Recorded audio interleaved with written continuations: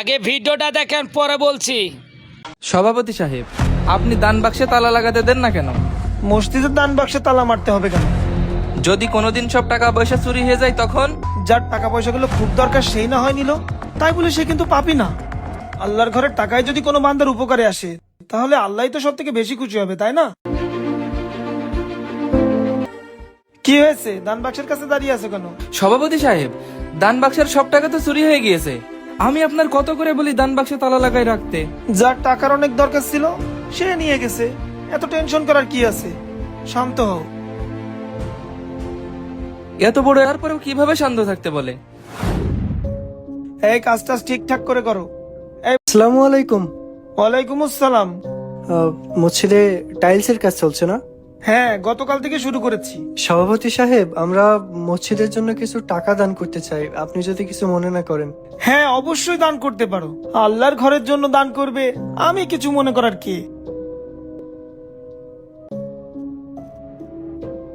এটা 2 লাখ টাকা চেক আমাদের পক্ষ থেকে। আলহামদুলিল্লাহ। আচ্ছা, কিছু মনে না করলে একটা কথা জিজ্ঞেস করি? জি বলেন। হঠাৎ এতগুলো টাকা দেওয়ার কারণ? আপনার মনে আছে মসজিদের দান বক্সে একবার টাকা চুরি হয়েছিল? ওই টাকাগুলো আমি চুরি করেছিলাম। আমি অনলাইনে জুয়া খেলতাম।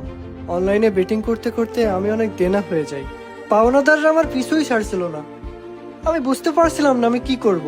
তখন আমি মসজিদে এসেছিলাম আল্লাহর কাছে সাহায্য চাওয়ার জন্য। তো মসজিদে এসে দেখি মসজিদের দান বক্সে কোনো তালাই মারা নেই।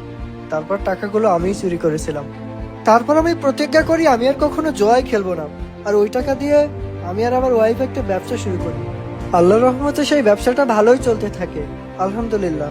আমার বিপদে আল্লাহ পাক আমাকে সাহায্য করেছিল, তাই আল্লাহ পাকের দরবারে হাজারো শুকরিয়া। তুমি জানো যখন টাকাগুলো চুরি হয়েছিল তখন আমি কি বলেছিলাম? কি বলেছিলেন? নিশ্চয়ই আল্লাহ পাক টাকাগুলোর মাধ্যমে তার কোনো বান্দাকে সাহায্য করেছে। যাই হোক, আমি দোয়া করি তোমরা সারা জীবন সুখে থাকো। ঠিক আছে, তাহলে আজকে আমরা আসি। আসসালামু আলাইকুম। আল্লাহ পাক যাকে ইচ্ছা তার আপন শক্তি দিয়ে সাহায্য করে, তাই আমাদের উচিত সব অবস্থায় আল্লাহর উপরে ভরসা রাখা। তো বন্ধুরা, গল্পটি ভালো লাগলে অবশ্যই কমেন্টে জানাবেন আর শেয়ার করতে ভুলবেন না কিন্তু।